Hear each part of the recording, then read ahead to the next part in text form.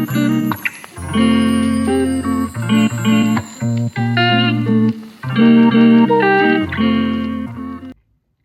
everyone and welcome to Linger Longer with Books. My name's Catherine and in this week's video I'm taking you along to Bath in Somerset, England to see Grady Hendrix speak at a special event. I set off for Southampton train station with my current read, obviously. The blue sky is making Southampton look really pretty. A pit stop was made for a bucket of coffee.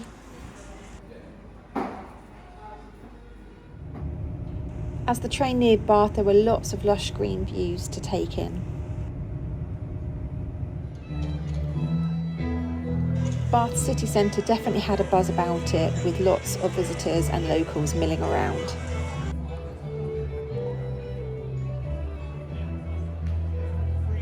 My first bookish pit stop was Oxfam Books, where I know they've got a fantastic selection of books. I may have bought one. Seeing Bath Cathedral never gets boring. Look how beautiful it is. Just around the corner from the cathedral is Topping & Co, which I absolutely had to visit. Go ahead and soak up the beautiful bookcases and the book ladders. Yes, it's okay, you can thank me later.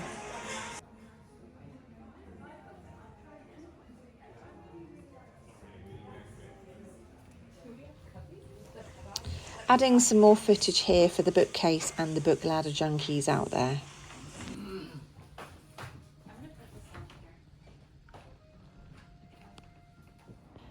After milling around in the city centre, I then had a 10-minute walk along the river to my hotel, and it was just gorgeous to take in the greens and the blues and the fresh air. Me again, I'm back. Not just my voice, but my voice and my body. I hope you're all doing well. I am in my hotel room currently. It's 3:30 on Sunday afternoon. I've got a couple of hours until my dinner reservation in the city ahead of the Grady Hendrix talk, which is at a central location. I can't quite remember the full name of the location, but I shall get you up to speed on that in a little bit. But I thought I would just come on here to share with you the books that I might have bought this afternoon. I only bought one small tote bag, my Harvard Books Burgundy kind of mini tote. I think I was fooling myself. I thought if I take a smaller tote, then I've got restricted space. No, that probably doesn't work, does it? Because I've already bought 4 books this afternoon, plus I'm here most of tomorrow, that's Monday, when this video will be going out. Anyway, that's a problem that we will always have, I think. Without further ado, the 4 books that I bought. First one was from Oxfam Books that you saw on the clips. It is Munich by Robert Harris. I have been fascinated by Robert Harris since I saw him speak at Capital Crime 3 years ago. I think I've been going the last 3 years. So 24, 23, 22 perhaps. Anyway, he was talking there around Act of Oblivion, which I own a paperback copy of and I'm yet to read. And when I was looking through his kind of back catalogue, this one particularly stood out because it's kind of set in 1938. It is right on the cusp of the Second World War. As you know from my videos, if you've been following me, I do like my historical fiction. And this premise of this story, it sounds really compelling. So it's September 1938. Hitler is determined to start a war. Chamberlain is desperate to preserve the peace. The issue is to be decided in a city that will forever afterwards be notorious for what takes place there, Munich. It says, as Chamberlain's plane judders over the channel and the Führer's train steams relentlessly south from Berlin, 2 young men travel with secrets of their own. It says Hugh Legat is one of Chamberlain's private secretaries, Paul Hartmann, a German diplomat and member of the anti-Hitler resistance. Great friends at Oxford before Hitler came to power. They haven't seen one another since they were last in Munich 6 years earlier. Now, as the future of Europe hangs in the balance, their paths are destined to cross again. When the stakes are this high, who are you willing to betray? Your friends, your family, your country, or your conscience? Ooh. Yeah, saw that very quickly after I walked into the shop. Hardback, brilliant condition. It's a little bit sun damaged there, but who cares? We're not going to see that, are we? £2.99, absolute bargain. The next three I got from Topping & Co.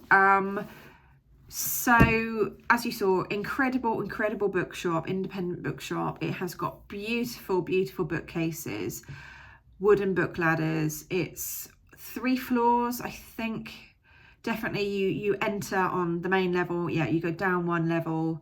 Beautiful areas, all sectioned off as you would expect in any bookshop, and then it has a kind of a mezzanine opening as the sort of the first floor, technically, I guess. Not explaining that very well, but if you are ever in Bath, or you ever have the chance to get to Bath, I would highly recommend that you put Topping & Co on your destination list. It's just beautiful. It's just a beautiful place. It kind of makes anyone's day better, I think, going into that sort of welcoming bookish space. So I'm rabbiting. I will get to the books because I know that's what you all want. I went down, so downstairs off the main level is history and politics and travel, etc., kind of non-fiction essentially. And I don't know, maybe fate, serendipity, whatever you call it.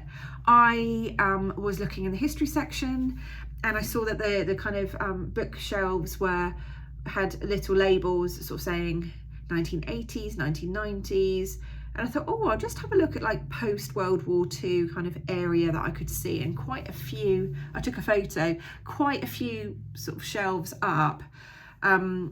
I was interested to see if they had any kind of books, information books about the 1950s, because the story that I want to try to write, and I've written the first chapter of, and that sounds incredibly like, oh, that's exciting. I've now gone back to characters, sort of storyboarding for the plot, all those detail nuggets that I at least want as a bit of a springboard for the novel. So I just wanted to get the first chapter out of me and onto the paper, onto my laptop, to kind of get the ideas fizzing around. If any of you are out there and you are currently writing a story of whatever length, let me know your kind of approach to it. I've watched many author talks now talk about being a plotter or a pantser. I think naturally I am somewhere in between.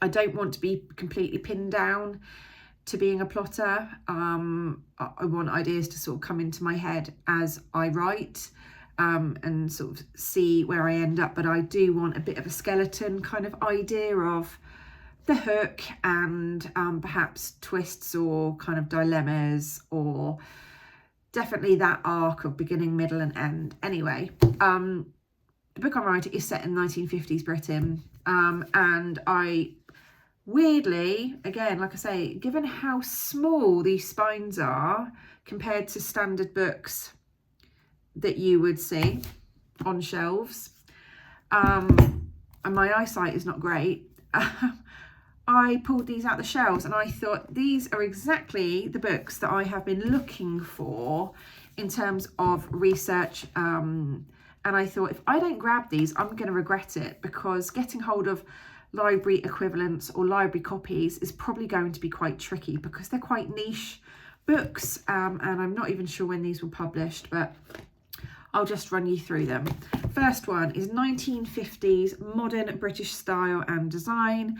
For me, I've learned I'm quite a visual learner and kind of creative in that way. So for me, seeing kind of real images of front rooms and architecture and old adverts of the Times is exactly what I need. Let me see if I can find any more. Looks like there's a living room and a kitchen. So this is written by Susanna Walker, the Shire Library series. It looks like she studied design history, worked as an exhibition curator, writer and TV producer, and this was published, oh, where are we, 2012 it looks like. So yeah, probably incredibly tricky to get hold of, so I'm glad I got that one. That was £7.99 I believe. Quite small, but absolutely I can flick through it, refer to it for inspiration. Really happy with that one. The next one I got was, and it's got a little smudged mark on the cover, but we will forget that. I will try and wipe that off. This was £7.99, again, Shire Library series by Janet Shepherd and John Shepherd, and it's 1950s childhood. So although my story takes place in the 1950s, it doesn't focus on children, it focuses on adult perspectives, but obviously to kind of colour in that world and culture and society, I thought if I don't get both that were there, I would regret it. So this one, again, the visuals, the old photographs, gives me a real sense of time and place. Are any of you out there like that? Let me know if you are in the comments below. I find old adverts fascinating. They tell their own story, don't they, of what people lived through, what were their days like, kind of all of these pastimes. Oh, look at that, got the spangles. Those are sweets. I remember spangles. I don't even know when they stopped making those. Anyway, so that, yeah, the use of colour, the black and white aspects of life, the fashions. Looks like a Weetabix cereal advert there. So I was really chuffed to find those two in Topping & Co. Never thought that I would go in there and find those books, but that happens, doesn't it, with book shopping. So Janet and John Shepherd, I should have said, so Janet has a doctorate in poor law education. She's a former teacher. John is professor of modern British history at the University of Huddersfield. And let me see, did I say that one was also £7.99? 2014, I think that was published. So yeah, I've picked the 1950s for many reasons that I might do a separate video on, but it was a real kind of dynamic period of British history, sort of post World War II. There was lots of austerity, but there was lots of rapid change for people to get used to. So anyway, there's those two. So that is number 2 and 3 that I bought. Then as I was making my way to the till, of course, did anyone else have the same problem as this? I looked on one of the beautiful kind of display tables that they have in Topping. Again, if you go, you will be able to soak those in. They are just a thing of beauty. Or like a patchwork quilt of covers, obviously book covers, not actual quilts. Anyway, this one was a really strange / peculiar book. It was a very strange shape and colour. It kind of jumped out up from the table to me, and it is a Pelican book, Understanding Media, Communication, Power and Social Change by James Curran and Joanna Redden. Now, full disclosure, I work in communications professionally and the media for the National Health Service here in England, the NHS, for those of you who are foreign in terms of where you're watching from. So anyway, I thought, oh, that'll be it. I haven't heard of this book at all. Again, it was an impulse purchase. This would be a really interesting book to kind of to go through the chapters, to learn something that might inform my work, my understanding. So it says on the back, how do the media influence people's lives? What shapes news and entertainment in an age of big tech? Are we living through a media revolution? I think this will be really thought-provoking. Let me have a look at the chapter descriptions, the outline, so I can tell you. There are chapters such as internet and protest, internet and control, who controls the news, distorting lens of journalism, audience power, role of the media. So in the age that we're all living in, and I don't at all want to get political on this channel because this channel is all about our love of books, but I think understanding the mechanics of media and communication, what's said, what's not said, all of those different considerations is really, really important to be aware of, because if we're not aware of these factors, I think it would be a foolish thing to do. Personally, I think with people's maybe agendas on a world stage, etc., I think we have to have our eyes fully open around what we are absorbing, what we're hearing, what we're not hearing. So that was $10.99. As I said, it's a Pelican book. It's got a little pelican on the spine with 49. So this must be part of a series. Let me know. Oh, it's published by Penguin Random House. So let me know. And it's been published in 2025 in paperback. So it's very, very new. It was out last year, 2024, in hardback, apparently. Let me know if this one catches your eye or interests you. Let me know if you've got any of these other Pelican books. This is the first I've ever seen, like I said. So anyway, I'm going to wrap up now because I'm going to go and relax a little bit. You can see the TV's on in the background, can't you? I have been watching Uncle Buck, absolute 90s classic, cult classic. Watched it when I was a young girl, absolutely still love it. Anyway, these are the 4 books that I have bought so far. I am fully intending to go back to Topping tomorrow. So I think my mini tote bag is going to be bursting on the way home tomorrow evening, but who cares? Who cares? I shall grab some footage if I can of my dinner. I've booked Bill's, which looks nice. I might have a cocktail with some food, not just a cocktail. And then I am heading to the Grady talk. So I shall tune in with you later this evening when I'm back from the talk to give you my sort of lowdown of that talk with him. But I have heard it's sold out. I'm not surprised. Grady does not do, that I'm aware of. He does tour in the US, but I don't think he comes to Europe very often, but please correct me if I'm wrong on that.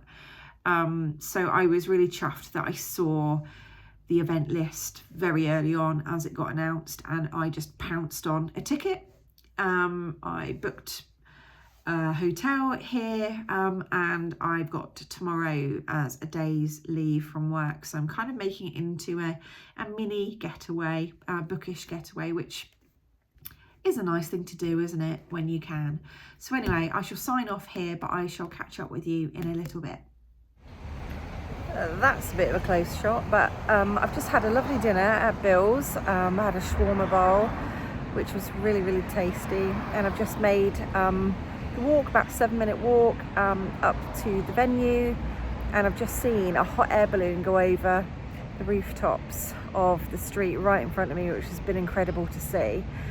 So anyway, I'm gonna make my way to start to make the queue before the talk starts at 7 p.m, and I'm sure it'll be a great event with Grady. I think it's about an hour long from 7 p.m. onwards, And as I said earlier, I will report back when I get back to my hotel room a little later tonight. But it's just a gorgeous sunny evening here in a park on a square right by the venue. So I thought that I would just take the opportunity to film a few seconds for you all here.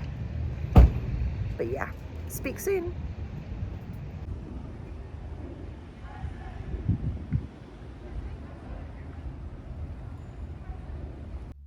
As promised, I am here again. I'm back in my hotel room after having a nice dinner at a Bill's restaurant. I had a chicken shawarma bowl. I think that's how you pronounce it. Sorry if it isn't.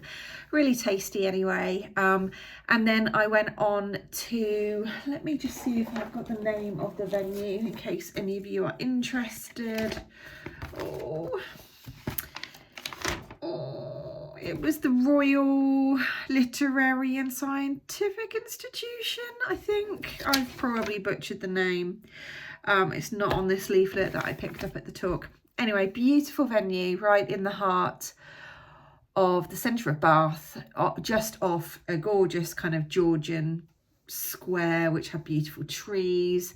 I actually saw, as I was just approaching this square, a hot air balloon going over some of the rooftops of Bath, and that was incredible to see, just silent, floating right in front of me. It was great. So I'll try and pop a little clip over the top of this video here. But anyway, Grady gave an incredible talk. Nothing to do with his book, most recent book, Witchcraft for Wayward Girls, as in he didn't speak specifically about the book. What he did speak about for an entire hour at almost like 1,000,000 miles an hour with such passion and enthusiasm was the history of witches, as records sort of tell them. And he kind of split the talk into 3 separate parts, which was maiden, mother and crone. And it was just fascinating to hear all of his research with a brilliant amount of slides and images that went with each of his kind of illuminating points. And essentially Grady was sort of saying that a woman is a witch at the point that someone calls her a witch. Witches don't exist, but yet they do. There's that sort of, they're fiction, but they're real. They're real, but they're fiction. So yeah, it was a real pleasure to kind of see him speak. I was right. He hasn't given a talk in England for a long, long time. He said he gave a talk at Waterstones years ago.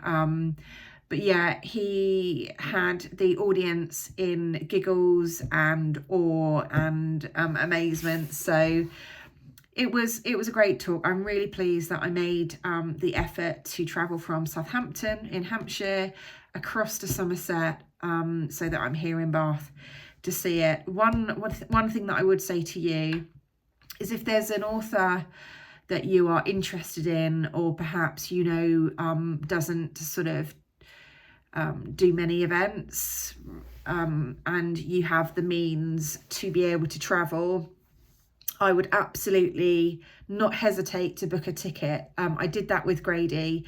As I said before, I think this was, I think I said it before, this was a sold out event. No surprise. So I don't have any regrets at booking a ticket, booking a train, staying overnight, making a really nice sort of 24, maybe 30-hour trip in Bath to kind of enjoy this beautiful place. Lots of bookish kind of things to do and places to visit as well. So I think I'm going to make the most of that. Tomorrow I will carry on. I will revisit some of the places that I went to today, but I might just do it at a slightly slower pace because my feet are killing. I've done 9.3 kilometres today, all over Bath. confession, I got into my hotel room and I started to get my pyjamas on and laid down in bed. And then I thought, uh-oh, I need to film this clip. So back on went the bra. I've just taken my lenses out because they've been in my eyes for a very long time today. And yeah, that's why I'm looking a little bit bleary-eyed at the moment. So forgive me, I am just about to get into bed. But anyway, as usual, if you have watched this far, my thanks go to you, whether you are a returning viewer or you are new to my channel. If you are new, I'd really kind of value you hitting the subscribe button, the like button if you feel inclined, and the notification bell so you don't miss any of my future videos. And as always, I think in terms of an emoji to leave me in the comments so that I know that you're out there. I think it's got to be a witch or a cauldron, or there's that brilliant, like, personal favourite, that purple like magic ball, I think it is. Anyway, let me know also in the comments if you are a fan of Grady's novels. I have read the Final Girl Support Group, I think that's what it's called, without any reference point, and I've read Witchcraft for Wayward Girls. I do own, I bought in Boston, the book club to Slaying Vampires, the Southern Book Club to Slaying Vampires. Oh dear, I'm not doing very well at my memory recall tonight, but the cover that has that beautiful peach with a bit of blood dripping out of it, which sounds disgusting. If you know, you know the cover. I am hoping to get to that one quite soon. That will be my next read from Grady Hendrix. The other one that is really kind of which caught my eye tonight, they had a display of Grady's books there, was Horror Store, which is kind of a horror story inspired by IKEA, everyone's favourite Scandi furniture store.